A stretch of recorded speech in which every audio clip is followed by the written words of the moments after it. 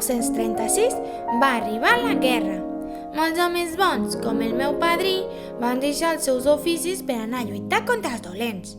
Quan va tornar, va buscar ma padrina, una noia molt bonica, a qui li havia fet unes sabates de taló, però no se'n recordava ni del seu nom ni res, i li va costar una mica. Però la va trobar, s'hi va casar i van ser molt feliços. Però fa uns quants anys la padrina es va morir i el padrí no se'n recorda, i jo li dic, però no se'n recorda. Per això va buscar-la a la plaça, i com ella no pot, em poso jo els seus talons i vaig a buscar el padrí. Es posa molt content quan me veu i junts tornem a casa.